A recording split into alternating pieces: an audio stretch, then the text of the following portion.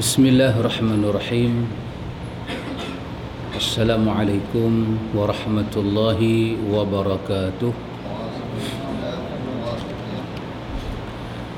Alhamdulillah, nahmaduhu wa nasta'inuhu wa nastaghfiruh wa na'udzu billahi min shururi anfusina wa min sayyiati a'malina.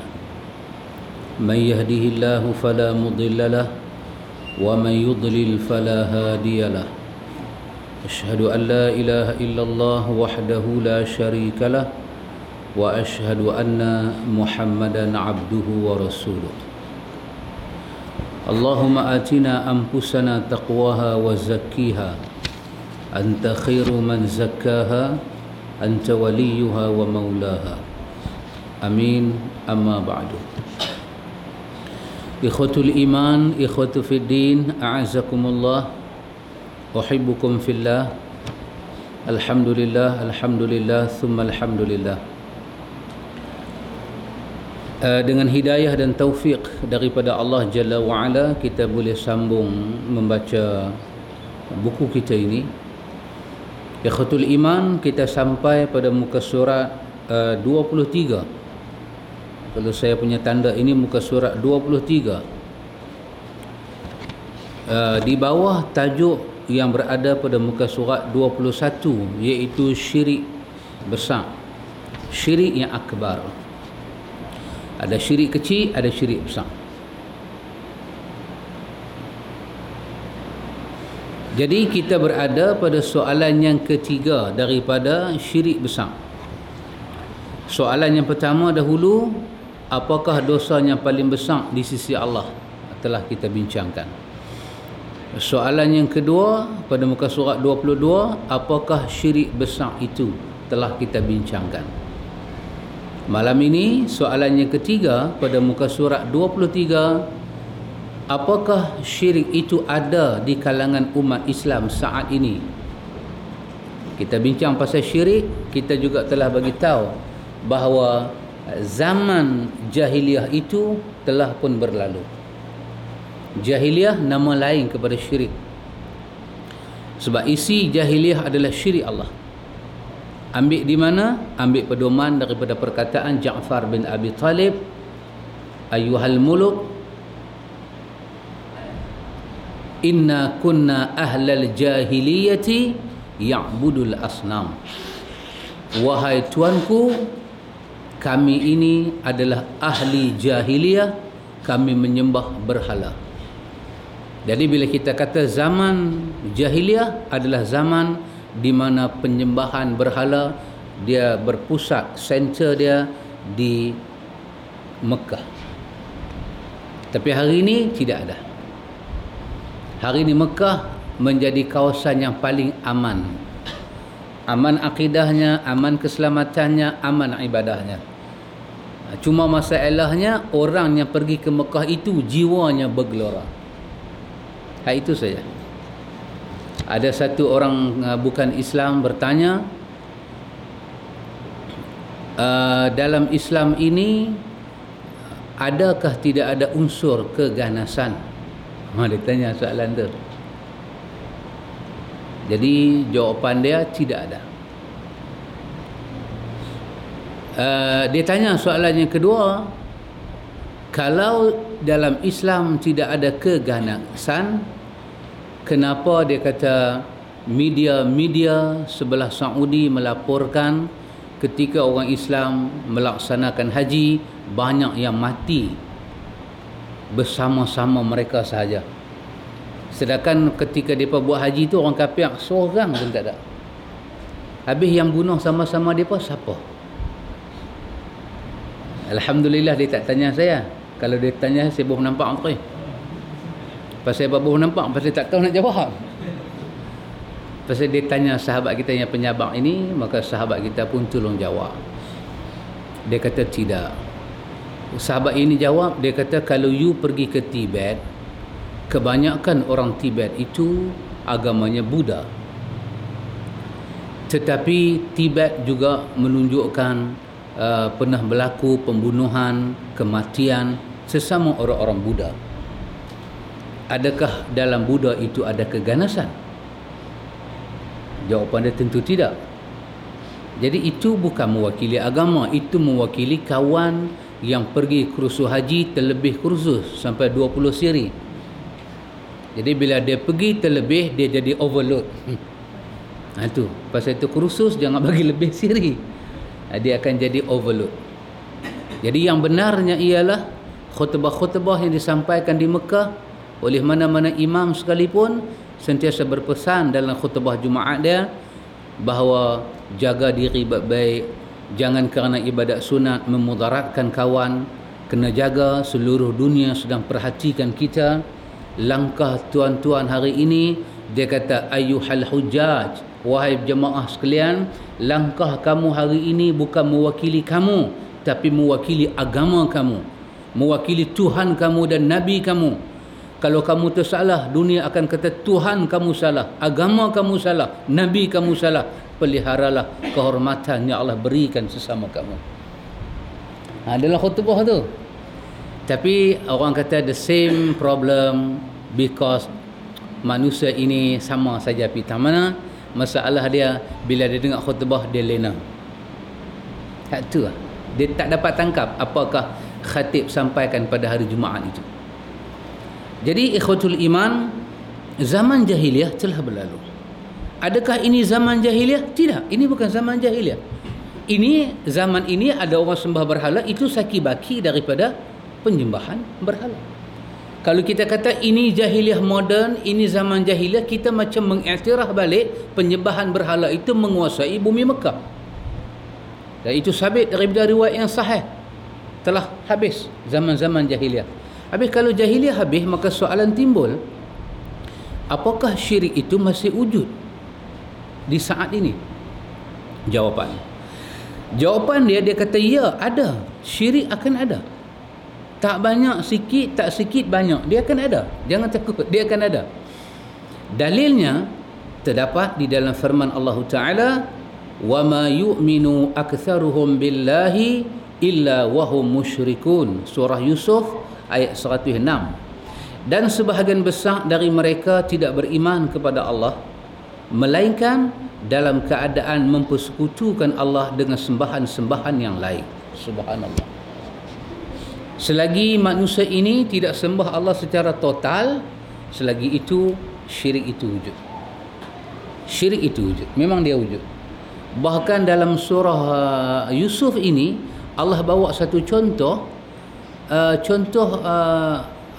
Allah suruh Nabi Yusuf bercakap kepada mereka, arbaban min dunillahi mutafarriquna amillahi wahidul qahar. Adakah Tuhan yang berselerak-selerak ni tak tahu saya usaha mai ikut mana, hak tu lebih kamu nak sembah daripada Allah itu wahidul qahar. Allah itu esa lagi qahar, perkasa, gagah. Dan Quran menyatakan berhala-berhala itu adalah sammaitumuha abaukum. Berhala-berhala itu adalah nama yang bapa-bapa kamu beri. Kamu pun tak tahu nama apa. Nama Lata, nama Uzza, nama apa-apa yang ada, Hubal. Ini bukan nama turun daripada langit. Itu sammaitumuha antum wa abaukum. Itu adalah nama yang kamu dan bapa-bapa kamu, nenek moyang kamu yang bagi. Kenapa kamu sembah?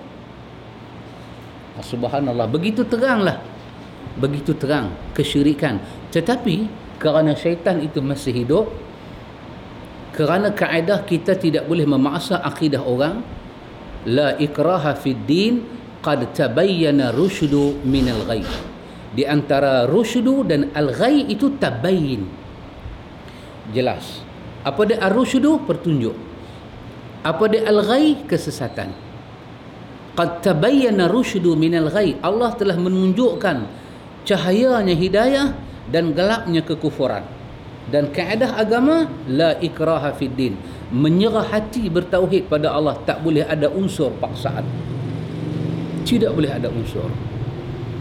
Pasal itu bila ada sahabat cantah dalam hadis Bukhari, dia cantah kepada kawan dalam perang yang mengucap la ilaha illallah, Nabi marah dia, aqatalta man qala la ilaha illallah. Hang bunuh orang yang sebut la ilaha illallah. Nabi tanya masa dia sebut tu hang ugut dia? Dah. Masa dia sebut itu dia sebut dengan sendiri? Ya. Tapi dia nak berdalih ya Rasulullah. Nabi kata hang robek hati dia kan sampai hang tahu. Mungkin insan menyebut dengan ikhlas, mungkin tidak ikhlas. Maka yang mungkin-mungkin itu serah pada Allah. Yang nyata apa dia? Dia telah melafazkan tauhid, maka dia adalah ahlu tauhid. Tetapi akan ada orang akan mempersekutukan Allah sampai kiamat. Dia akan mempersekutukan Allah. Dan Nabi SAW bersabda, la taqumu sa'atu hatta talhaqa qabailu min ummati bil musyrikina wa hatta ya'budul awthan. Hadis Imam At-Tirmidzi. Nabi kata hari kiamat tidak akan tiba sampai beberapa suku di antara umatku bergabung dengan orang-orang musyrik, dan hingga mereka menyembah berhala yang disembah oleh orang-orang musyrikin itu. Nabi nak menyebut salah satu daripada fenomena kiamat, murtad menjadi-jadi. Oh, subhanallah, itu tanda kepada wujudnya hari kiamat. Jangan diperselisihkan. Kalau orang kata orang murtad banyak, ya kena akui. Kenapa orang murtad banyak? Kerana ajaran tauhid tak dikembangkan. Dan dalam ilmu tarekat, mengaji tauhid ni suatu mengaji yang bila tak faham, itulah faham. Tengok mana dia jadi. Dia flat. Kita mengaji sampai tak faham, sampai no ending, tak ada jawapan, fahamlah tu. Kita kata, ustaz saya tak fahamlah tu. Dia pelik. Ahlus sunnah ni dia mengaji faham. Apabila ada orang itu, jangan bimbang, Nabi kata, jangan kamu khawatirkan lagi. Orang Islam ketika itu akan kawan dengan orang-orang kafir banyak. Kita boleh kawan dengan orang kafir, mereka manusia, kita manusia, tetapi mereka tidak boleh membimbing kita. Dia pandai, mungkin dia doktor, mungkin dia engineer, mungkin dia lawyer, dia pandai, tapi kebodohan dia nyata, dia minta kepada makhluk. Dia minta kepada topek kong, dia minta kepada tu, dia minta kepada semen. Bodoh dia. Pasal itu orang yang paling bodoh, orang yang tak kenal Tuhan. Samalah dengan orang-orang Islam. Mungkin bahasa ini agak kasar. Orang Islam yang bodoh, orang Islam yang tak mau semayang, tak mau puasa, tak mau tutup aurat. Kenapa kita katakan dia bodoh? Bodoh dia terlupa yang bagi nyawa darah berjalan dalam diri dia tu siapa. Dan kalimah yang diangkat bila azan berkumandang nidahur rahman itu, Allahu Akbar itu apa maknanya? Kalimah hayya ala salah itu apa mafhumnya? Hayya ala salah agak-agak panggil pi mana? Pi pampe, pi bersih doa sajalah. Panggil pi mana? Hayya ala salah panggil sembahyang. Itu lupa, tak nampak abang baru nampak. Panggil sembahyang. Hayya ala salah. Bukan panggil pi pasar malam, pi shopping, tidak. Tapi kebodohan dia sampai dia tak nampak yang dia ada sekarang ketika kalimah azan berkumandang adalah pemberian Allah, dan kalimah itu memanggil dia kepada Sang Maha memberi kepada dia. Dia bodoh sampai setara itu. Oh, subhanallah. Kebodohan orang kafir tidak mau menuturkan kalimah tauhid. Dia minta kepada syaitan, kepada hantu, dia puja hantu, dia puja syaitan, dia minta kepada syaitan. Ya subhanallah. Ini orang bijak ke orang bodoh? Minta kepada musuh. Inna syaitana lakum adu fattakhizuhu aduwa. Musuh syaitan itu musuh kamu, letaklah dia sebagai musuh.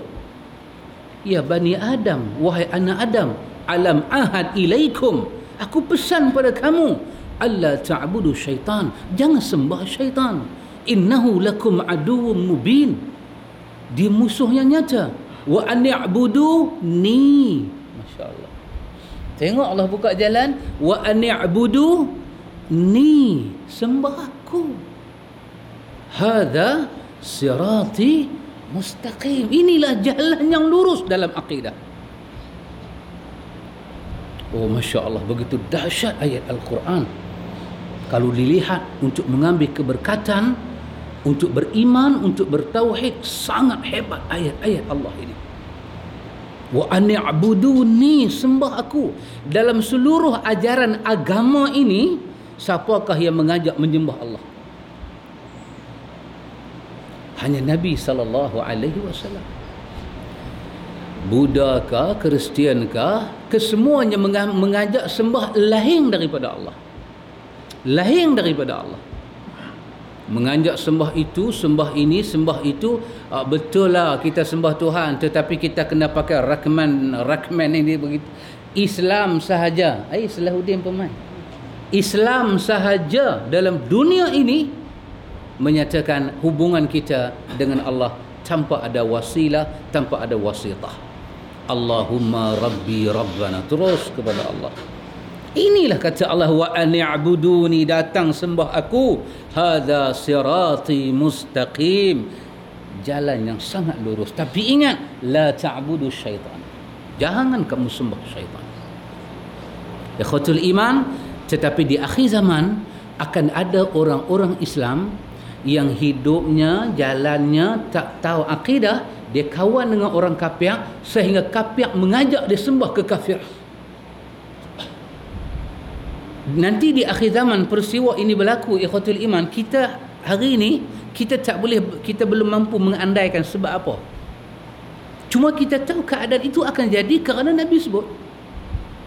Satu masa orang kafir akan, tentulah orang Islam yang nak kawan orang kafir ni, orang Islam yang agak tidak tahu tentang ajaran tauhid. Kalau dia tahu, takkan dia nak sembah hak depa.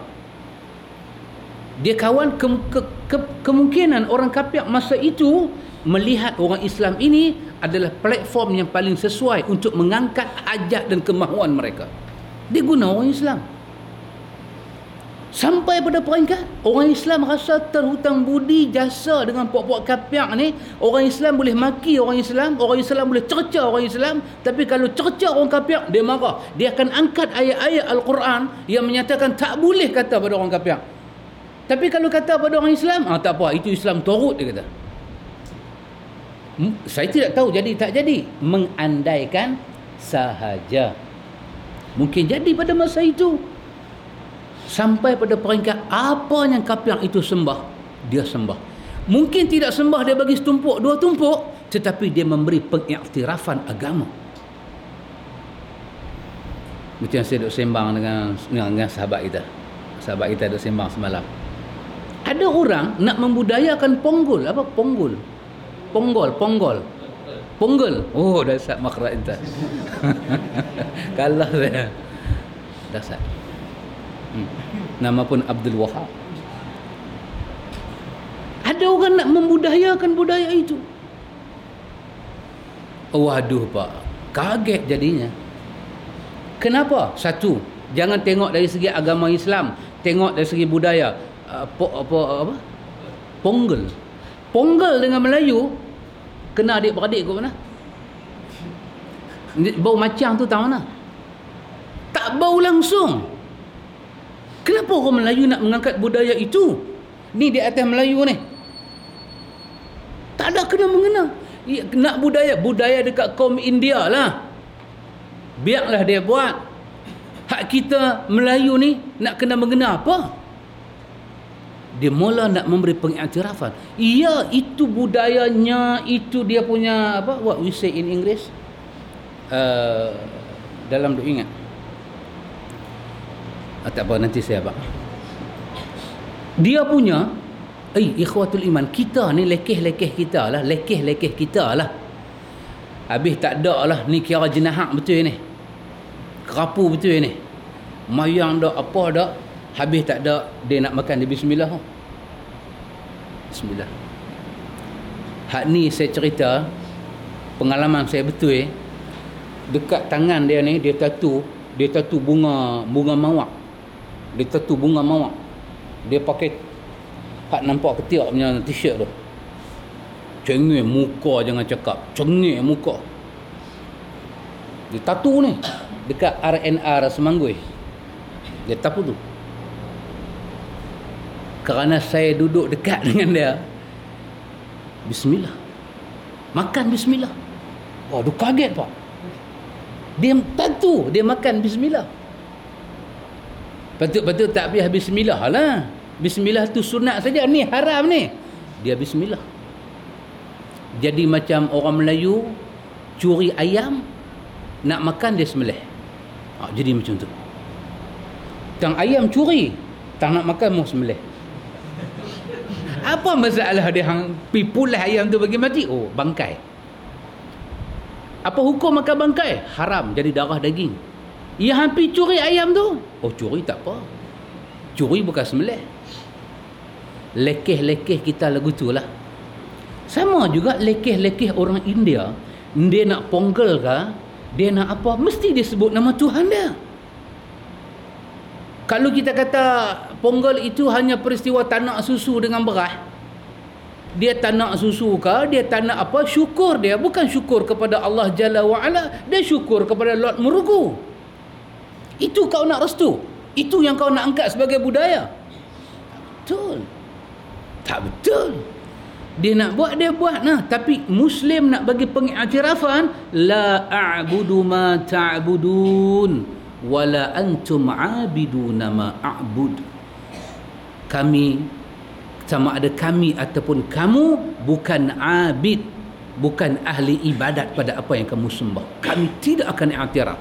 Yang akan kami kata, kami tidak beribadah dengan ibadah kamu, kamu selama-lama tak ibadah dengan ibadah kami. Yang jelasnya, lakum dinukum, kamu ada aliran kamu, waliya dini, bagi kami ada aliran kami.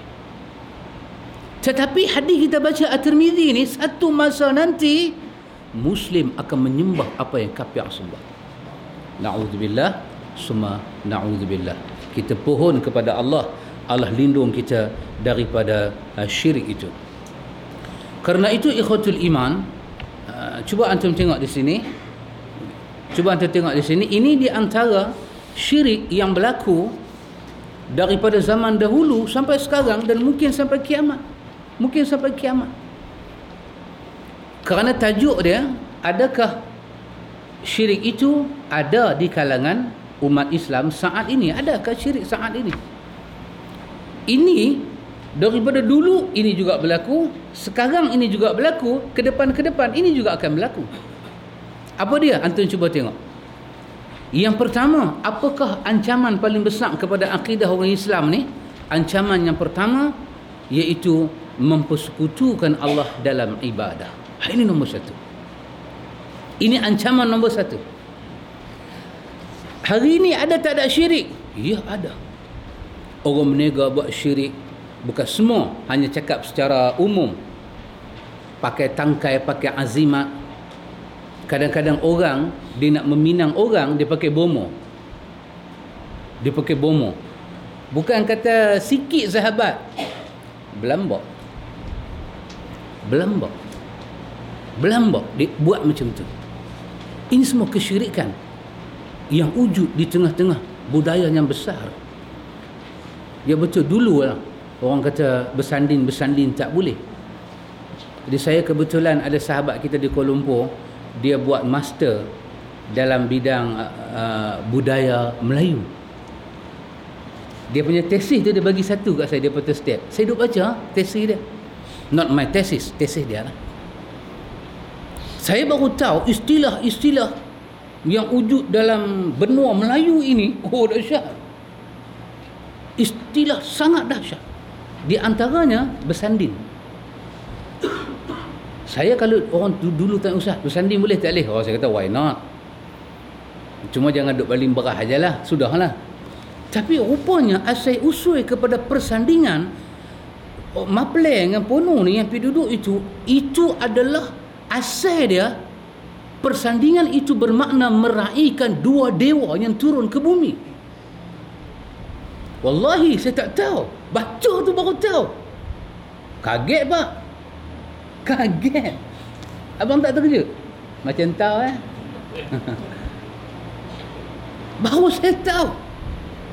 Rupanya dibuat pentas macam tu, wanita itu dipakai pakaian tertentu, laki-laki tertentu dibuat upacara tertentu, itu asal dia meraihkan dua dewa Hindu yang mereka berkeyakinan pada Hindu kuno. Dua dewa inilah datang menyerikan dua mempelai ini. Pasal itu pada hari itu mereka dipanggil Raja Sehari. Kita pun tak tahu asal kalimah ni mengikut mana. Enggak tahu apa.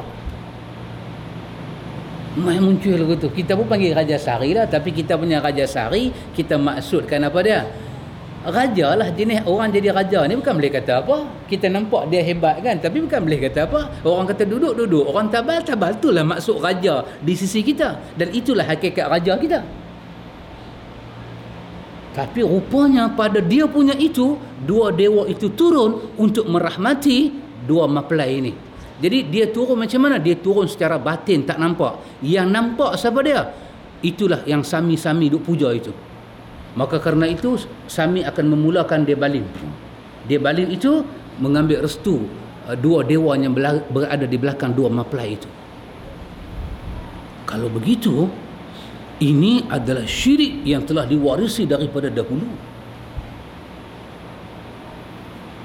Jadi kalau kita nak buat benda itu semua, macam mana nak buat? Saya buat lagu ni. Hanya bubuh satu tirai di belakang, bubuh satu rusi. Boleh tak boleh Ustaz? Okey, saya kata boleh lah. Sajalah saya kata boleh. Bukan saya kata boleh pun. Saja saya kata boleh. Maka saya kata boleh. Baik, saya ajukan satu benda. Tetap tak bersandin itu berasal daripada dewa itu? Tetap tak itu? Itu boleh tak kita raba? Belengko? Jadi kalau kita tak buat upacara yang bersanding itu mau renjih apa yang patut direnjih, begitu semua kita tak buat. Tetapi tetap tak apa yang kita buat itu ada tali temali dengan mereka. Tetap tak? Bila kita tulis bersanding saja bersanding, tasyabbuh tetap ada. Cuma tasyabbuh itu terang ataupun nipis, itu aja. Boleh tak kalau kita kahwin kata sahabat kahwin, amin terus. Kasar itu melawak. Katalah kita kahwin, boleh tak kita buat macam ni? Habis dah angkat nikah semua, mempelai dengan ponu turun daripada kereta mai, depa buat macam mana? Depa hanya raikan semua tetamu yang mai.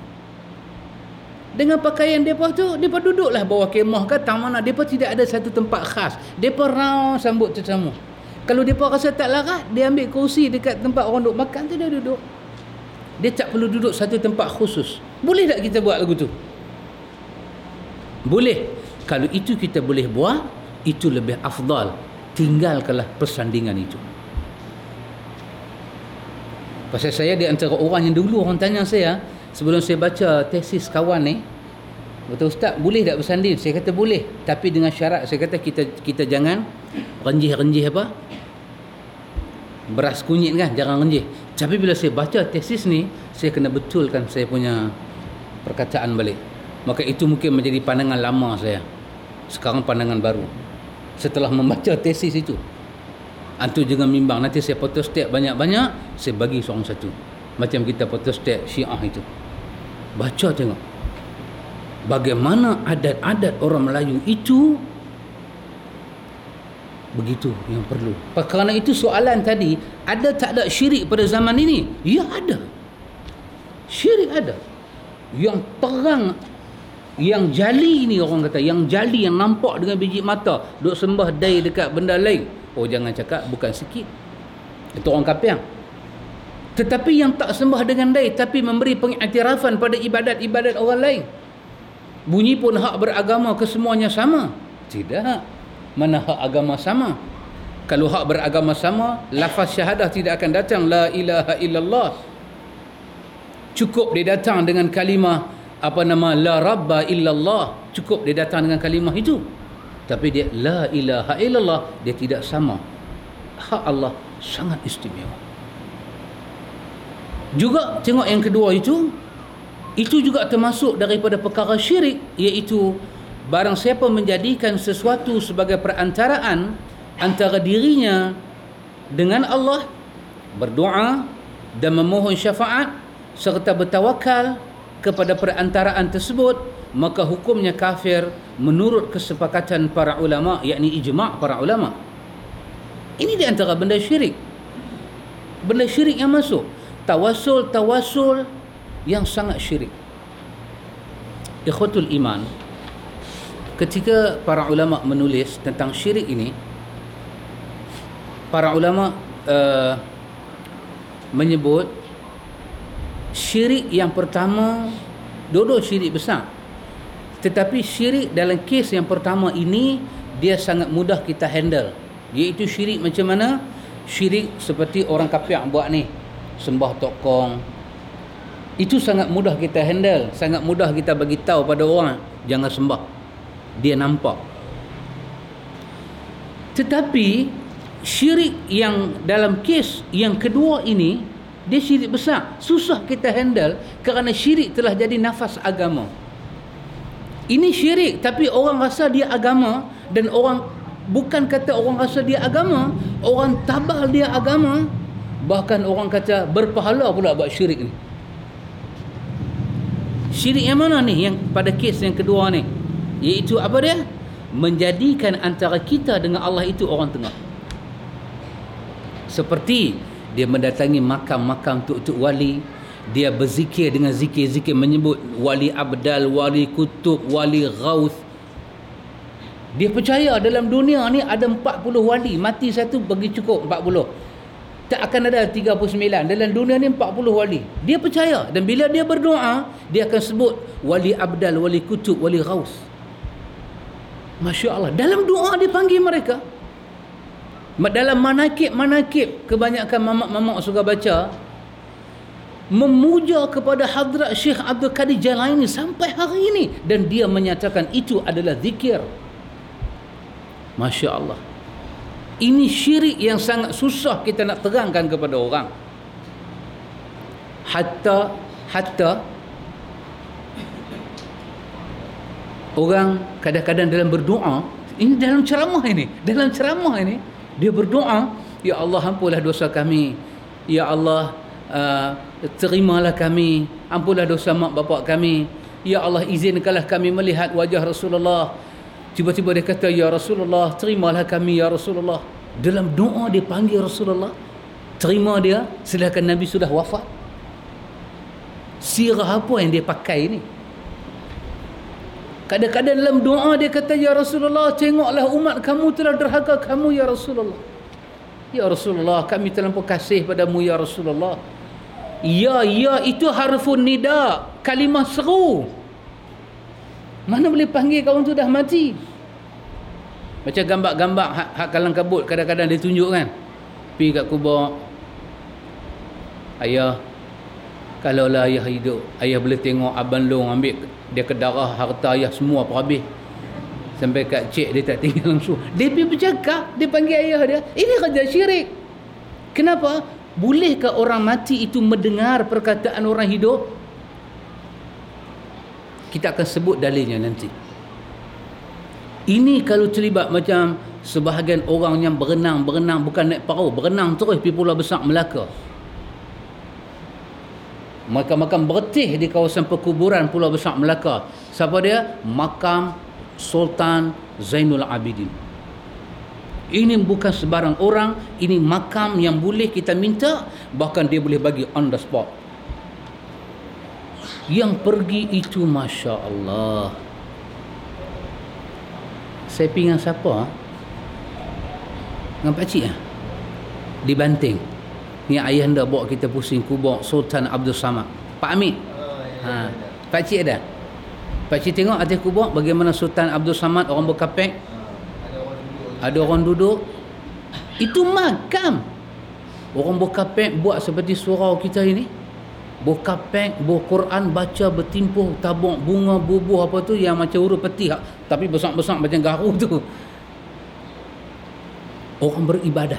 Katalah kita pergi, kita kata sahabat, tuan, saudara, ini makam bukan masjid, kenapa buat lagi tu? Nescaya dia akan kata, ini bukan sebarang sultan. Inilah syirik yang sangat bahaya. Ini adalah syirik yang telah dianggap sebagai ibadat dan agama. Orang yang beramalnya 24 jam di dalam syirik kepada Allah. Masya Allah. Ini bahagian yang kedua, ikhwatul iman, yang sangat susah, yang sangat payah kita nak membuktikan kata dia syirik. Yang ketiga, antum tengok apa dia perkara yang zaman hari ini ada, seperti dalam buku kita ini, yang boleh membuat akidah itu rosak, iaitu barang siapa yang tidak mengkafirkan orang-orang musyrikin atau ragu akan kekafiran mereka atau membenarkan mazhab mereka, maka dengan demikian dia telah menjadi kafir. Subhanallah. Orang Islam, dia tengok orang kafir pasal dia kawan dengan orang kafir. Dulu masa dia tak kawan, dia kata kafir. Dia marah kan, dia kata pok-pok ni kafir, jangan dia berkawan. Bila dia kawan dengan orang kafir, tu dia kata apa? Tak boleh kata depa kafir, depa belum masuk Islam. Begitu diplomatiknya bahasa Dewan Bahasa dan Pustaka, dia pergi cari jilid keempat. Subhanallah. Hati-hati ikhwatul iman. Quran kata kafir, kafir. Qul ya ayyuhal kafirun, nak tak sekut mana? Wahai orang belum Islam ke? Arab tak ada ke? Quran boleh kata apa? Quran kata apa? Wa qalatil a'rabu amanna qul lam tu'min walakin qulu aslamna. Quran mampu mengangkat bahasa itu. Apa dia? Wa qalatil a'rabu, berkatalah Arab-Arab, orang Arab Badui ini, amanna, kami beriman kepada Allah. Bila dia masuk Islam lah, tiba-tiba ayat Quran turun, wa qalatil a'rabu amanna qul lam tu'min, jangan kata kamu beriman, walakin qulu aslamna, katalah kamu baru masuk Islam. Quran mampu angkat bahasa tu. Tapi kenapa pada ayat ini Quran kata ya ayyuhal kafirun? Kenapa tak kata ayat lain? Ya ayyuhalladzina lam yadkhulil Islam ka? Wahai orang yang belum masuk Islam. Kenapa Quran tak angkat bahasa itu? Kerana Quran nak maksudkan kafir adalah kafir. Satu hari Imam Nawawi, dalam ini ada dalam Nailul Autar pun ada, dalam Sahih Muslim bi Syarahin Nawawi pun ada. Iaitu masa Nawawi dia mengupah hadis tak boleh duduk atas kubur. Hadis Abi Hurairah riwayat Imam Muslim, tak boleh duduk atas kubur. Lebih baik duduk atas bara api itu makan kain kita, lepas tu dia makan bulu rumah kulit kita, itu lebih baik hang tanggung sakit tu daripada hampir duduk atas kubur. Jadi yang saya nak kata hanya Nawawi tu dia marah. Nabi kata la ayajlisu ahadukum ala jamratin, siapa yang duduk atas bara api sampai terbakar siap dan jilid, sampai terbakar kulit dan baju dia, khair, lebih baik daripada ayajlisa ala qabr, daripada dia pergi duduk atas kubur. Nawawi dan Nailul Autar Syaukani dia menggunakan satu bahasa. Dalam hadis tu Nabi kata la ayajlisa, maksud jalasa, duduk kan? Jalasa tu maksud dia duduk. Apa dia kata? Dia kata al-julus ay al-qu'ud, dia kata. Maksud tak boleh duduk, tak boleh duduk. Jangan terjemah tak boleh buat rumah. Ada juga nak makan durian mengkak ni, dia kata maksud tak boleh duduk pasal kan bahasa kita hang duduk tahu mana. Dia bukan masuk duduk bersilah ni, dia masuk rumah kita di mana. Jadi bila Nabi kata tak boleh duduk, tak boleh buat rumah, macam Nabi cakap dia duduk sekali hari tu. Ni Abu Bakar dengar faham kot lain, yang dia duduk di belakang ni faham kot lain. Nawawi dengan Syaukani ketika dia marah orang duk putar belik hadis ni, terus dia bagi sepatah al-julus al-qu'ud. Tak boleh duduk, tak boleh duduk lah. Hang tak faham ke? Subhanallah. Bila Quran kata ya ayyuhal kafirun, maksud kafir adalah kafir. Adalah kafir. Orang yang beribadat dengan syirik ini. Tetapi akan sampai satu masa pergolakan akidah akan berlaku. Iaitu orang tidak mau mengiktiraf kekafiran itu kafir kerana mereka ada MOU. Apakah MOU mereka? Wallahu alam, kita tak tahu sebab kita belum hidup zaman yang akan datang itu. Masya Allah. Sehinggakan Kristian tak boleh dikatakan Kristian. Saya teringat dahulu Indonesia tidak boleh diterjemahkan Qul huwallahu ahad. Tak boleh terjemah. Kan? Apa nama dia? Apa nama dia? Presiden tu? Mati dah. Sebelum Habibie tu. Tak, yang ulama sikit tu. Yang ulama tu. Yang ulama tu. Gus Dur. Bapak Gus Dur takut menyinggung hati orang-orang Kristian. Takut menyinggung. Bapak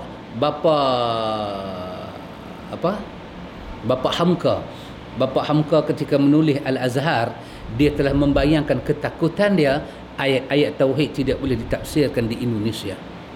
Dia telah membayang di zaman dia, aku bimbang dengan pergolakan akidah Indonesia. Jangan sampai ayat akidah dihalang daripada tafsir kerana menyinggung perasaan orang kafir. Seolah-olah apa yang Bapak Hamka takut itu, lepas dia mati jadi. Mazhab kafir tidak diiktiraf sebagai kafir. Di sisi Ahlussunnah, kalau kafir kita tak kata kafir, kita yang kafir. Kaedah dia sama. Dalam Ahlussunnah kaedah dia sama. Kita hukum si A tu kafir. Dalam Ahlussunnah, kawannya kena hukum belum tentu kafir. Tapi kawannya menghukum dia, confirm boleh kafir. Sebab dia memerlukan bayin, bukti. Hang tak mampu bukti, dia patah meratah iman orang cakap. Pasal itu tengoklah yang ketiga ini, barang siapa tidak mengkafirkan yang kafir atau orang musyrikin sembah tok kong.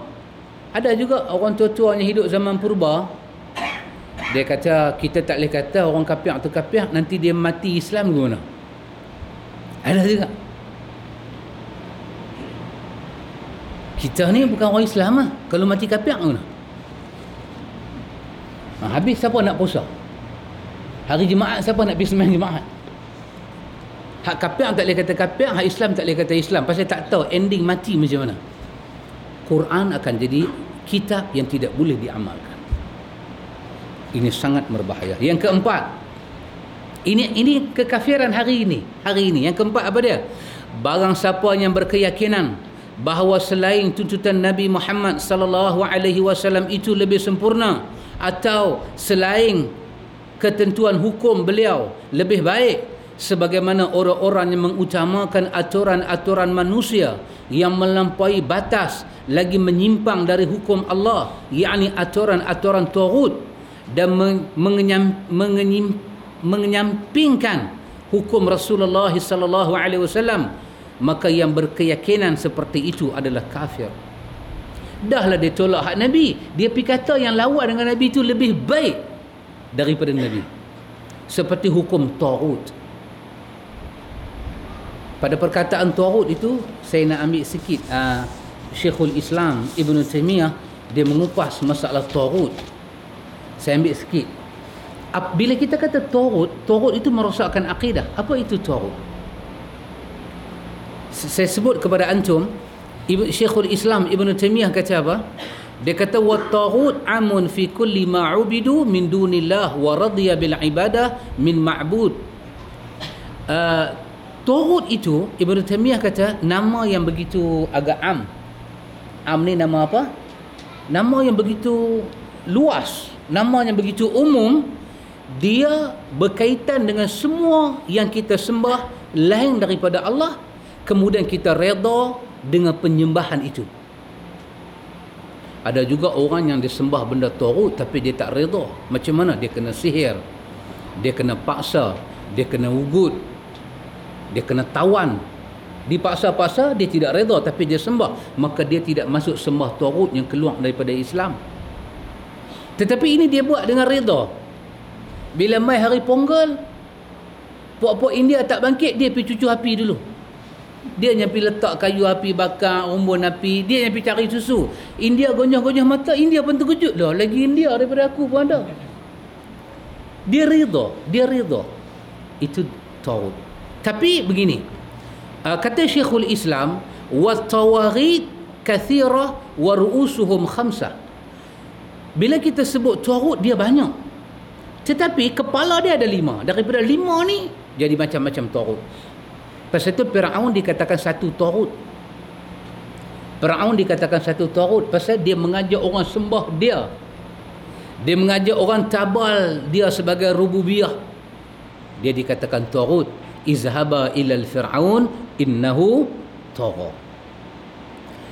Kepala kepada taghut ini ada 5, kata Ibn Taymiyah. Jadi kalau terlibatlah kita dengan 1, 2, 3, 4, 5 ni confirm terlibat dengan taghut, dan itu boleh merosakkan akidah. Itu syirik pada zaman hari ini dan dulu. Apa dia? Yang pertama, asyaitanu ad-da'i ila al-ibadah ghairullah. Yang pertama, syaitan, puja syaitan. Puja syaitan. Macam Tok Bomo letak kepala tengkorak. Oh, jangan main. Kepala tengkorak dia letak. Main lah. Kita lalu tepi kubur pun, jenuh baca ayat apa yang kita hafal. Lebih-lebih kubur Cina. Kubur Cina. Lalu kubur Cina tengok, takut. Kita lah. Ini kawan ni lebih terberani. Dia pergi ambil ayat dagu mayat. Dia pergi ambil bulu ketiak mayat. Bomo minta ambil mau mayat orang mati bunuh diri. Baru boleh nak dapat ilmu. Hei mambang tu mambang ni, mayat Ramli pi atas kubur orang bunuh diri. Sekali siapa keluar, hantu Jepun Udin. Hantu Jepun. Dia kata tangkap buat sate.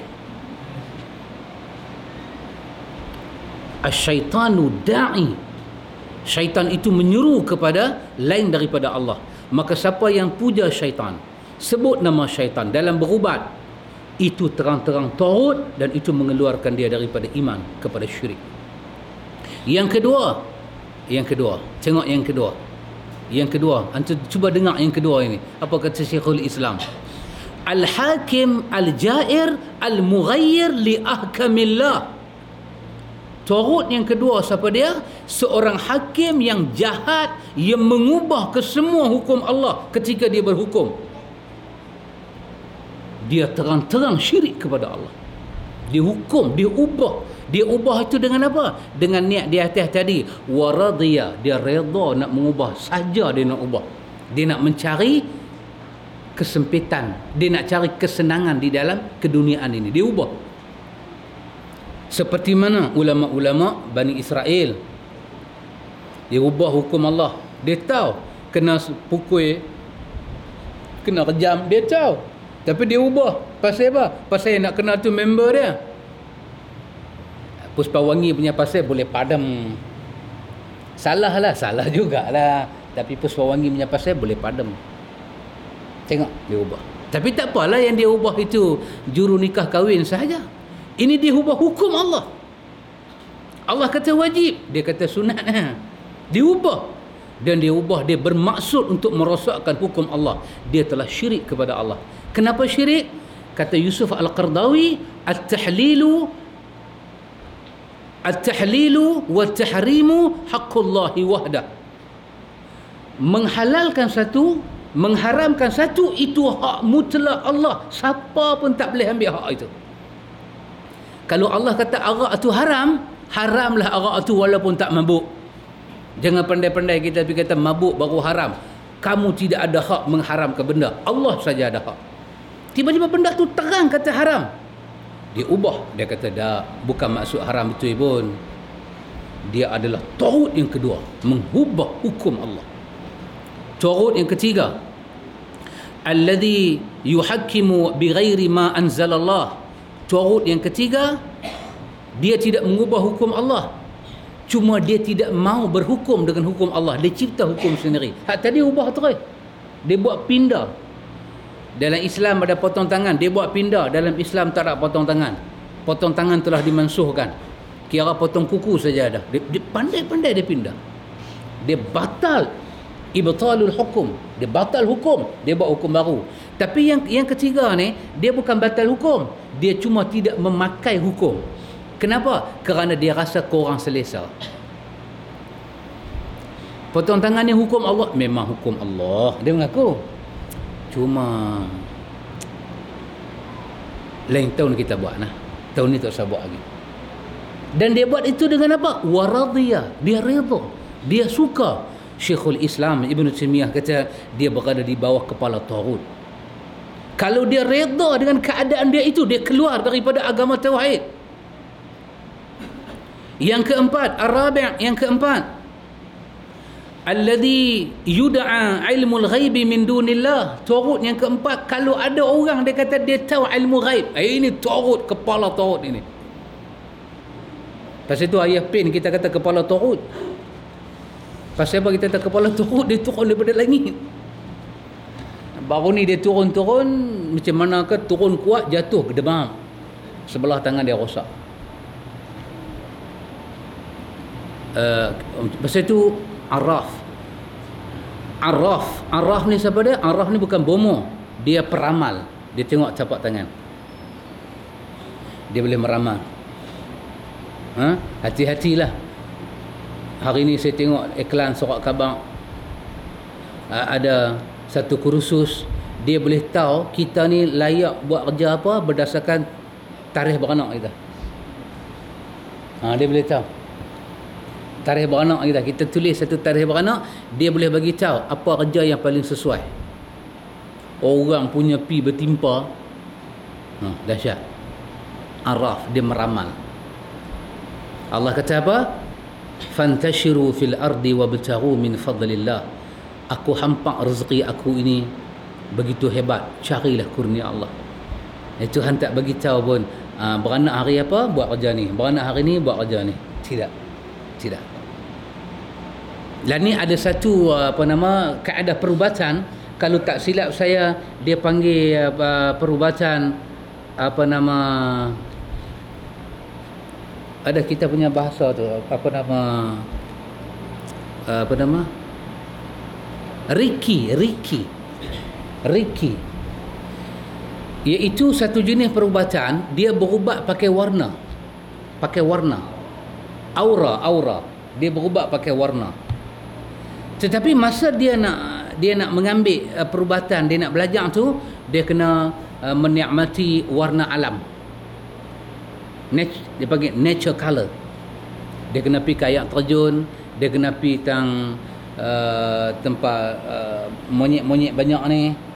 Dia kena menghayati warna. Itu satu proses dia nak belajar perubatan itu.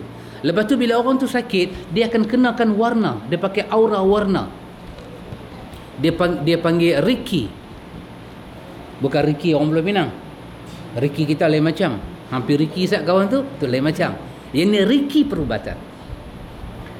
Saya katakan kepada sahabat yang terlibat dengan perubatan seperti ini biasanya berasal daripada apa?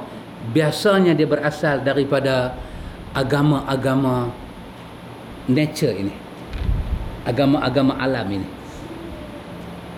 Kalau itu satu perubatan, insya-Allah akan sabit daripada Nabi sallallahu alaihi wasallam. Kalau dia satu perubatan, kalau warna boleh bagi perubatan, insya-Allah. Kalau warna boleh bagi perubatan, warna putihlah paling berubat. Pasal dalam hadis At-Tirmizi Nabi kata apa? Warna baik untuk orang hidup dan orang mati, putih. Ini warna ni, dia akan pakailah warna tu, dia akan pakai. Ini mesti dihati-hatikan, melibatkan alam gaib. Yang kelima, jelas dia adalah taghut, iaitu alladhi ya'budu min dunillah wa huwa radin bil ibadah, iaitu dia pergi letak dai sembah tok kong terus dan dia redha dengan penyembahan itu di atas nama agama semua serupa. Memang ini kepala taghut dan dia boleh keluar daripada wilayah keimanan, dia masuk ke padang kekufuran. Masya-Allah ikhwatul iman. Jadi bila dia sebut tadi ini, ada orang menolak Nabi Muhammad dan menerima hukum taghut. Hak tadi ni, hak 5 tadi, itu hukum taghut. Itu adalah hukum taghut. Baik, yang tu antum boleh baca sendiri. Saya langkau-langkau sikit. Ambil yang kelima. Yang kelima, barang siapa membenci sesuatu yang telah ditetapkan oleh Rasulullah sallallahu alaihi wasallam sebagai syariat beliau, sekalipun dia ikut mengamalnya, maka dia menjadi kafir. Yang kelima, seorang itu dia benci.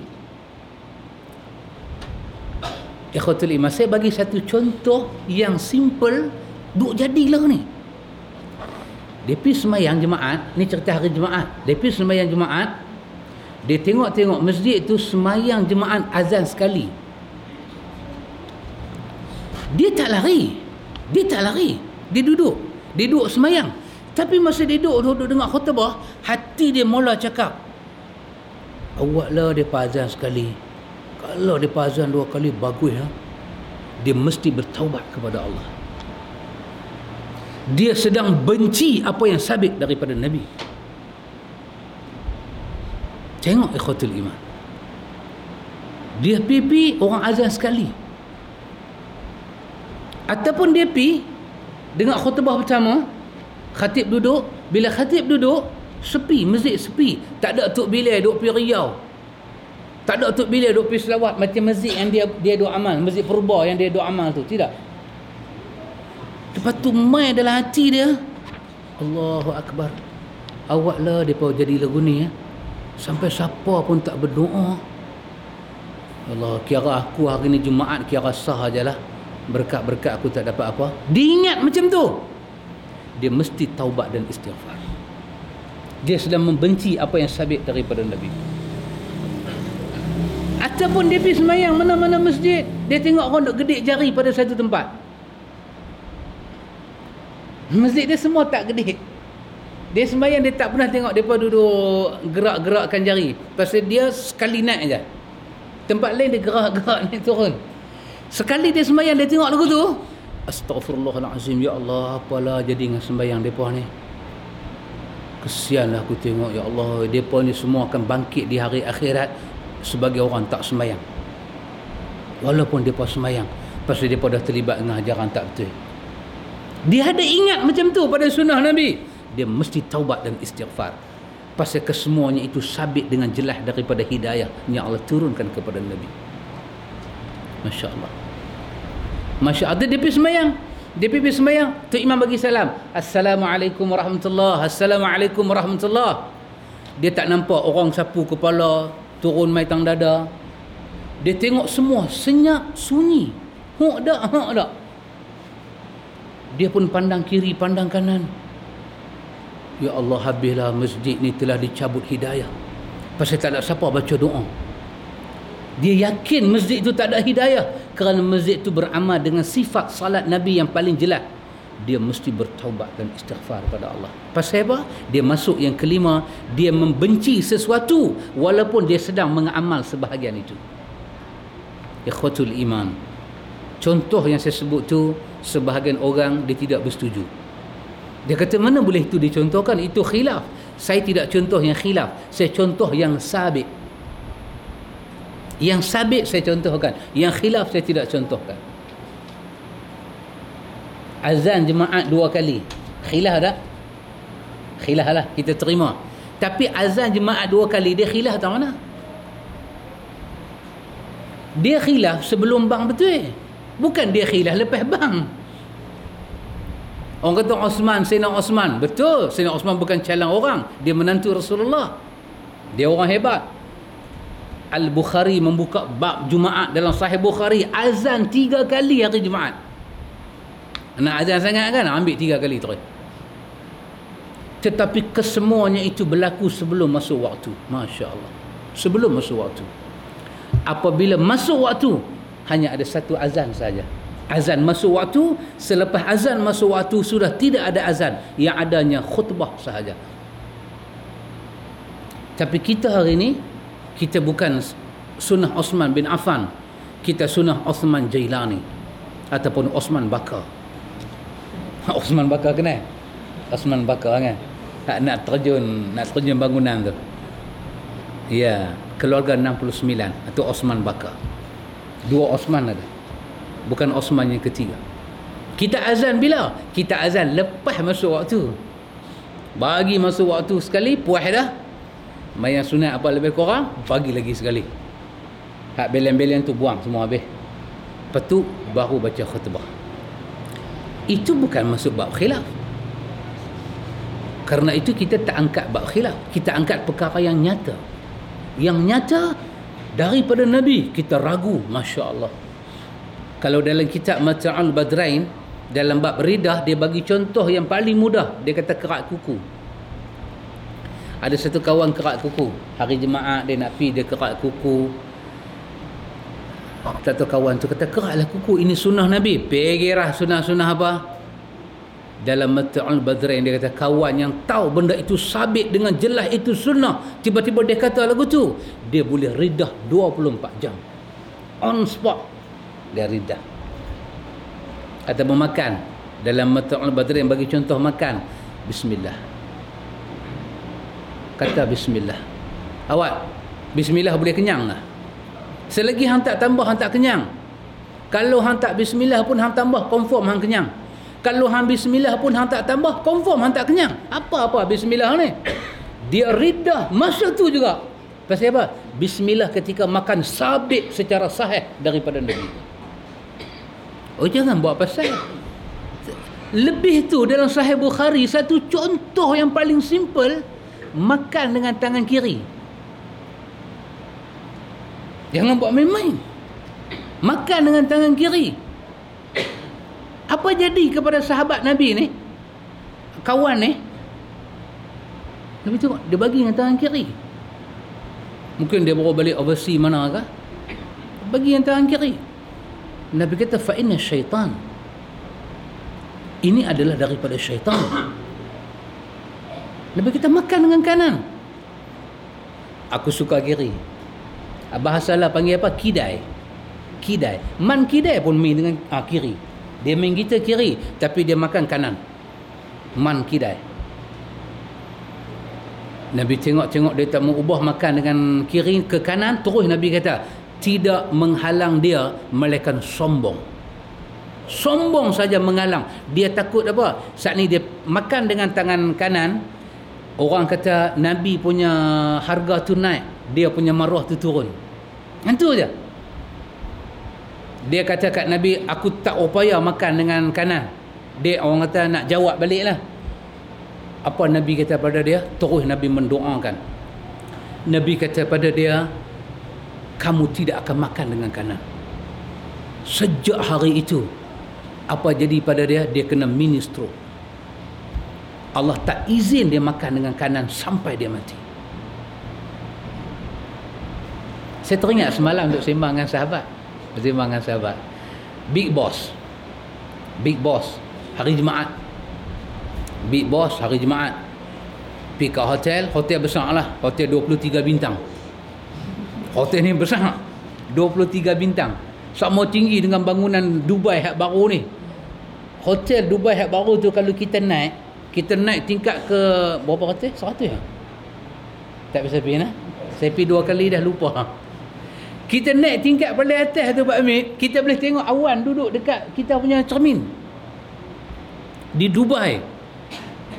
Jangan buat main-main. Don't play with Dubai. Duduk sini tak ada apa-apalah. Yang kata satu malam pi saja sampai 120,000. Bukan pi minta ke darah beli apa, hotel bayar 120,000. Tu taraf Dubai. Dia punya, dia buat tu hotel dia, awan kapit kita, aircon tak pakai, kipas tak pakai, sejuk 24 jam. Oh subhanallah. Tapi mati pun on the spot. Ada masuk pukul 5, kelak-kelak mayat aja. Usung pergi. Pasal tekanan pun jadi kuat. Telinga ni duk kena telan ayat liuk banyak.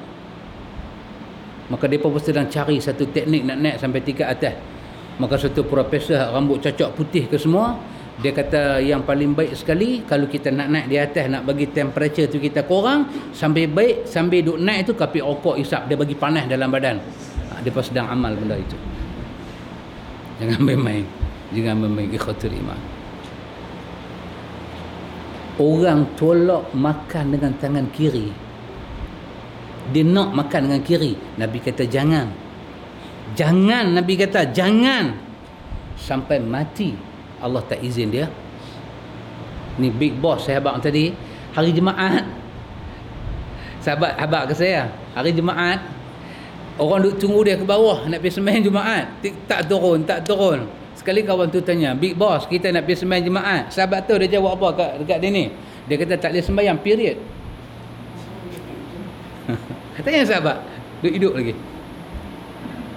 Sahabat tanya saya kata doalah dengan hadis hak kita baca tadi. Apa dia? Semoga satu hari dia dapat period. InsyaAllah dia akan dapat. Dia akan dapat. Sahabat tu, pasal apa tak boleh makan dengan kanan? Aku tak boleh makan, aku tak boleh pakai tangan kanan. Terus Nabi kata, kamu tidak akan makan dengan kanan. Sampai mati, tangan kanan dia tak boleh pakai. Dah dia mau. Ya, betul ada masa Nabi, sabar. Tapi ada masa, tengok Nabi marah ni bukan pasal dia tolak hudud. Dia tolak guna tangan kanan. Nabi marah dia sangat-sangat. Masya Allah. Kena hati-hati. Jadi saya kata kat sahabat, doa lagu tu supaya satu hari dia dapat period. Sahabat kata tak gamak Ustaz. Tak gamak Ustaz. Hati sahabat ni sangat bagus. Ikhwatul iman, yang keenam, barang siapa memperolok-olokkan Allah atau kitabnya atau sesuatu yang merupakan ajaran agamanya, maka dia menjadi kafir. Memperolok-olokkan apa yang Allah buat turun, tak kira lah hukum apa pun Allah buat turun. Kita tak tahu orang perolok, tapi dia tahu bahasa dia pakai word, dia pakai grammar, dia sendiri tahu dia perolok ataupun tidak. Takut ikhwatul iman, Muslim kita di depan manusia, kafir kita di hadapan Allah. Takut. Karena itu jangan ada hati perolok-olok. Bertanya kita boleh tanya, tidak ada masalah, kita boleh tanya. Silalah tanya. Banyak benda duduk dalam kepala kita nak tanya. Tetapi perolok-olok ni lain. Perolok-olok ni hati tak setuju. Maka jangan. Yang ketujuh, sihir. Di antaranya adalah ilmu guna-guna, sarfun, iaitu mengubah kecintaan seorang suami kepada isterinya menjadi kebencian. Begitu juga ilmu pengasih, iaitu menjadikan seseorang mencintai sesuatu yang tidak disenanginya dengan cara-cara syaitan. Pakai cara syaitan. Pergi tanam depan rumah orang, pergi gantung, pergi ambil kain kapan mayat, sanggup dia ambil kain kapan mayat, sanggup dia tunggu, buat kerja-kerja macam tu. Bila mai hari tua, setan duduk dalam badan tak mau keluar. Ni orang duk panggil saka, nak kena cari orang ganti. Ya betul, benda tu saya pernah tengok jadi. Memang bila kawan dengan syaitan, syaitanlah jadinya. Ini pula kan saya cerita dalam tafsir Ibnu Katsir ketika menterjemahkan ayat wattaba'u ma tatlu syayatinu ala mulki Sulaiman. Ibnu Katsir bawa cerita satu perempuan berjalan daripada negeri dia datang ke Madinah cari Nabi. Jumpa Aisyah. Aisyah kata Nabi tak ada, Nabi dah wafat. Menangis perempuan tu. Dia kata mana Abu Bakar? Cari Abu Bakar. Aisyah kata awak hang ni. Dia kata celaka aku, halaktu, celaka aku. Apa yang mencelakakan kamu? Dia kata suami dia ni suka tak balik rumah. Kemudian tengah-tengah malam tu dia keluar nak cari suami dia, dia nampak ada makhluk tergantung atas pokok. Ini cerita Ibnu Katsir. Kawan tu gantung kaki dua naik atas, kepala rejam turun bawah. Kawan tu tanya, pergi mana? Dia pun terus dia cakap, laki tak balik rumah. Kawan nak duduk atas pokok tu kata jangan takut, aku tolong. Dengan syarat unggun api depan tu hampir kencing atas dia. Dia pasal sayang laki punya pasal, dia pergi buat. Dia patah balik, kawan duduk atas pokok tu kata dekat dia, hang nampak apa? Dia kata tak nampak apa. Hang bohong, hang tak kencing, dia kata. Hang kalau nak lagi hang balik, hang pergi kencing. Kalau hang tak buat lagu tu, hang pergi baliklah rumah, laki hang tak akan balik. So, hang fikir aku tak paksa hang. Pasal-pasal tak ada. Kita bacakan cerita Nabi Adam. Apa Iblis kata? Inni lakuma minan nasihin. Bukan aku paksa pun, nasihat saja. Nasihat saja dia kata. Wa qasamahuma. Aku sumpah aku kepada hampa ni nasihat saja. Nasihat bagi Jahannam. Perempuan ni pun dah tak boleh fikir, tak ada bimbingan, dia pergi kencing. Bila dia kencing, dalam tafsir Ibnu Katsir kata, dia rasa macam ada benda terangkat daripada badan dia. Dia mai, hak duduk atas pokok tu tanya, apa jadi? Dia kata, aku rasa macam benda keluar. Betul. Sekarang dia kata, apa yang hang ingat, benda tu akan jadi. Cuba buat, dia kata. Kebetulan dia ada tengok satu buah. Dia teringat dalam kepala dia gandum. Dia buka-buka mata, buah tu tukar jadi gandum. Hang nak lelaki hang balik kan? Ingat, dia sudah balik. Tapi wanita ni tidak tenteram. Tak tenteram dia. Dia ingat, dia pejam mata, minta lelaki balik. Lelaki tak balik juga. Dia pejam mata, ingat lelaki nak balik. Lelaki tak balik juga. Masya Allah. Dia tak tahu apa jadi dengan diri dia. Dia berjalan daripada negeri dia sampai ke Madinah. Dia kata, Aisyah, celakalah aku, tolonglah aku Aisyah. Aisyah kata, aku tak biasa dengar benda ni. Nabi dah wafat. Abu Bakar tengok-tengok dia. Abu Bakar kata, sesungguhnya hang ni dengan syaitan telah jadi saudara. Aku tak boleh buat apa-apa. Hang minta sendirilah pada Allah. Itu Ibnu Katsir tutup cerita dia takat tu. Dia nak bagi tahu, jangan buat kawan dengan syaitan ini.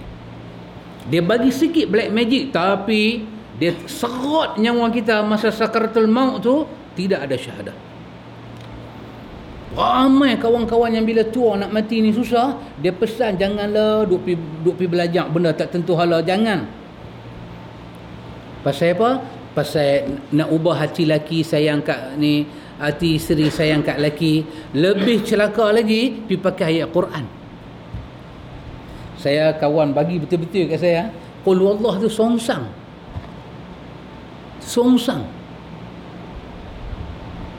Saya duk tengok memang songsang. Saya tak berani baca. Saya kata, sahabat, ini surah jadi terbalik. Dia kata bukan kata tulis terbalik Ustaz. Memang kena baca terbalik. Saya kata, apa kelebihan dia?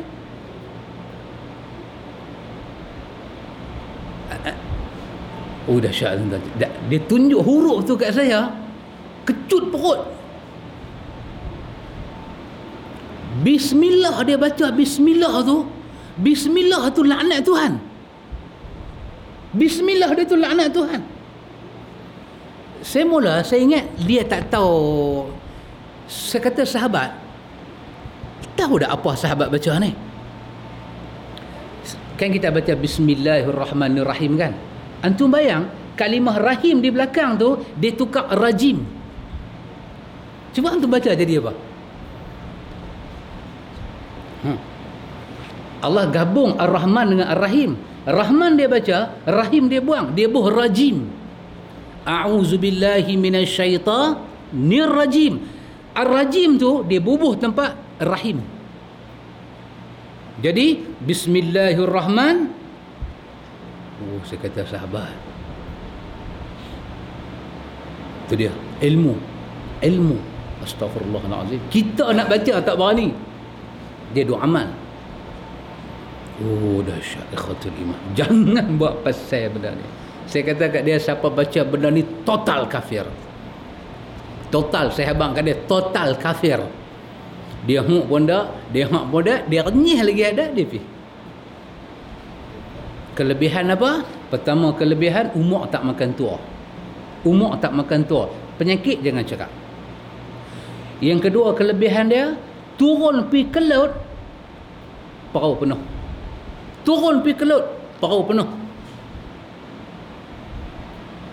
Oh, dahsyat.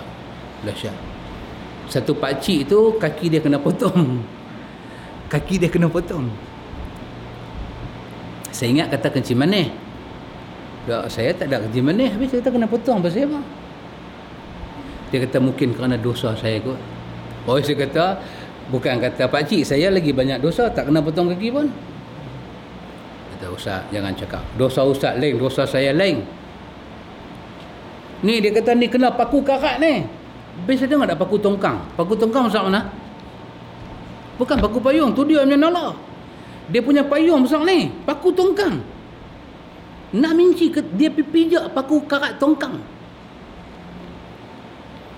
Saya kata kat dia, tapi dia mati dia lah. Sajalah saya teringat syaitan punya kerja ni. Pakcik, ini semua urusan Allah. Memang kerja Tuhan, tapi ni saja dosa saya ustaz. Ustaz tahu tak saya boleh kenal ni pasal apa? Pakcik ni pula dia ada satu amalan nak turun pergi kelab. Amalan apa?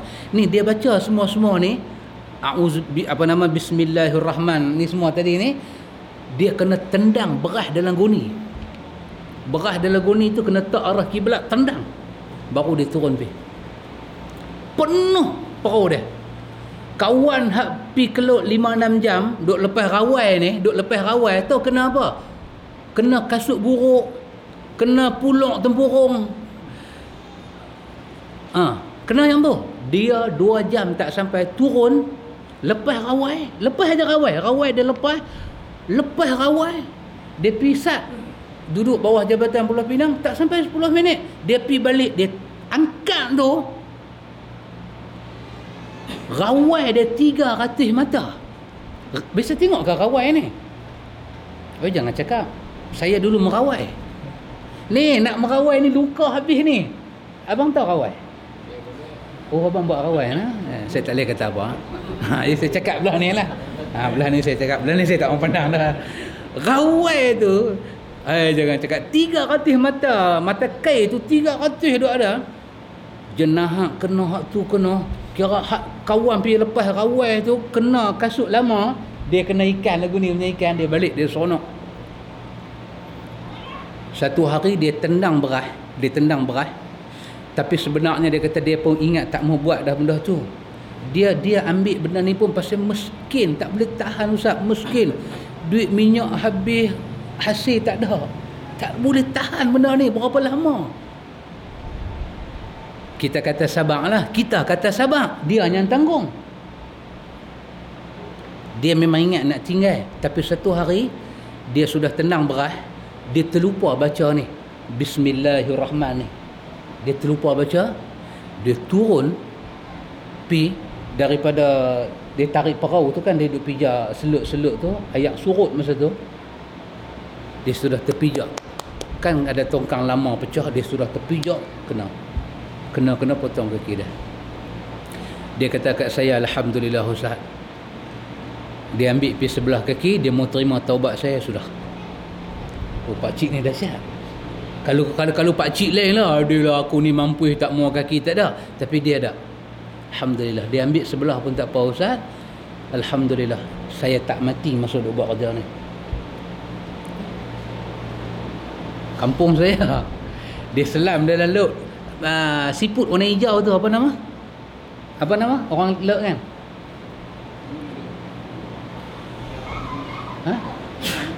Yang duk buat makan tu. Dia panjang-panjang ni, warna hijau. Kemudi orang panggil. Memang semua siput orang makan, tapi nama dia apa tu? Dia duduk di bawah. Dia suka duduk dekat ni. Dia macam Jabatan Pulau Pinang kan, dia tidur tang tepi dia. Kita nak kena selam masuk. Kemudi orang panggil. Tapi lama tak turun ke laut, dia lupa. Siput sudu kot. Celah batu. Saya nak bagi tahu, dia pergi ambil segala siput, segala ketam lagu tu, dia bukan pakai pukat. Dia bismillah terjun lagu tu, dia boleh berjalan. Saya tak mau sebut nama dia, tapi belakang orang bagi hantu raya. Dia ada nama depan. Saya tak sebut nama depan dia, saya sebut belakang orang bagi hantu raya. Masa mereka ni nak mati semua, mereka habaq betul-betul, jangan buat apa yang kami buat. Nanti hampa tahulah nak tanggung tu macam mana. Subhanallah. Orang putih ni saya cerita dengan Pak Min. Orang putih ni sampai angkat tangan. Orang putih nak turun laut kena pakai kot tu, kena pakai kot ni. Bubuh satu mana punya berak tengah belakang. abang nak menyewa, tu pun tak boleh duduk lama dalam hayat. Mai orang tua ni apa tak pakai, dia hanya pakai macam orang India naik pokok pakai kain cawat lagu tu, terjun lagu tu 3-4 jam tak timbul-timbul. Orang putih duduk garu kening. Bukan ni day garu kening. Orang putih duduk garu kening. Dia kata mampu dah kawan ni, insurans tak ambil, apa tak ambil. Sekali lagi dia bawa net dengan raga rotan tu, dengan siput, dengan apa balitong belutong. Oh dahsyat. Jangan main-main. Siapa punya kerja? Syaitan punya kerja. Siapa punya kerja? Syaitan punya kerja. Maka apa jadi dengan orang ni yang ketujuh? Dia boleh keluar daripada agama ini. Pasal apa? Nak panggil syaitan tu tolong kita, dia ada dia punya seru. Itu nama dia bergantung rezeki kepada syaitan. Ikhwatul iman, yang ke-8, membantu orang-orang musyrikin untuk memusuhi kaum muslimin. Yang ke-8 kita keluar daripada agama ni pasal apa? Pasal kita bantu orang kafir untuk perlai Islam. Bukan bantu miskin kafir kita bantu, zalim dia kita bantu, dia kena zalim. Ni bantu dia untuk bagi jahanam agama kita. Yang ke-9, barang siapa berkeyakinan sebahagian manusia diperbolehkan tidak mengikut syariat Nabi Muhammad, dia kafir. Ini semua segala tarikat, ini semua segala sufi-sufi. Makam Tok Guru tinggi daripada kita. Tok Guru tahu apa dia buat, kita belum tahu. Tok Guru mengajar ni aurat ni semua tak boleh dedah haram, tapi Tok Guru naik motor kepala lutut nampak. Jadi anak murid tak boleh tanya. Pasal apa? Tok Guru lebih tahu apa dia buat. Ini cerita dia. Ini semua haram dekat anak murid, halal dekat Tok Guru. Tu dia. Zahir dekat anak murid, batin dekat Tok Guru. Jangan main cerita ni, jangan main. Ke-10, barang siapa berpaling daripada agama Allah atau dari hal-hal yang menjadi syarat mutlak sebagai muslim dengan tanpa mempelajarinya dan tanpa mengamalkannya. Ke-10 apa dia? Nama kata agama, nama kata Islam, pandang pun tak. Dia keluar agama tak, tapi dia pandang tak agama ni. Dia bukan kata saya kafir. Tak. Dia lalu depan masjid, pandang pun tak. Negaraku dengan azan ni serupa, dia redah lagu tu ya. Menyanyi di Barat ni semua dengan azan serupa, tak pandang. Raya ke, puasa ke, dia tak terlibat. Dia adalah orang yang tak terlibat dengan mana-mana agama. Tapi dalam IC dia, mak dia orang Islam, pak dia orang Islam, dia nama orang Islam, ada bin, ada binti. Tu kalau dia mati tu orang nak bagi mandilah juga kan. Tapi dia satu orang tak pandang langsung agama. Totally dia buang agama macam tu. Dia juga boleh keluar daripada agama ini. Hak ni ramai di kalangan orang Melayu. Ramai. Jangan cakap apa kat dia. Tua ke muda, dia duk tolak jam naik haji tu semua tu. Orang duk azan berkandang. Dia duk bawa kok petapang. Umur berapa? 63. Umur berapa? Baru pencen. Umur berapa? 75. Dia kayuh basikal depan masjid. Orang duk azan. Dia pergi lagu tu ya. Dan siapa pun tak berani cakap dengan dia. Pasal apa? Perungui, marah, sensitif, semua ada dia. Rupanya dia tak sedar. Allah ada berfirman satu ayat. Allah menyatakan, وَالَّذِينَ كَفَرُوا عَمَّا أُنْزِرُوا مُعْرِضُونَ. Allah kata seperangai orang kafir, dia berpaling daripada apa yang kami ingatkan dia. Azan tu bagi ingatlah supaya mai sembahyang. Dia berpaling. Ada juga, ada orang hormat. Ada. Dia dengar azan, dia sengak. Jangan cakap orang bang. Tapi dia tak sembahyang. Dia tengah duduk balai ganja, cantik dah berimpun. Nak sedut dah ya. Allahu Akbar, Allahu Akbar. Orang bang. Ganja duk genggam. Aku genggam ganja, aku tak lepas. Habis orang bang. Habis hayya alal falah, hayya alal semua habis dah. Dia sambung balik. Dia kena dia syur balik. Yang ni tak nama berpaling. Pasal dia masih menunjuk penghormatan. Yang berpaling ni tak peduli terus. Ikhwatul iman, itulah tajuk pada malam ni. Apakah syirik itu masih ada pada umat Islam saat ini? InsyaAllah pertanyaan yang keempat, apakah hukum berdoa kepada orang mati atau orang hidup yang tidak hadir? Dia mati, kita duk baca doa, duk panggil nama dia Syekh Abdul Qadir Jalaini, Syekh tu Syekh ni, bolehkah semua ni? InsyaAllah panjang umur, sihat badan. Kita tengok lagi sekali insyaAllah. Oh, Masya Allah, banyaklah soalan ni. Jawab lagi sekali ya. Lagi sekali ya. Banyak. Ni kalau jawab boleh buat mulai.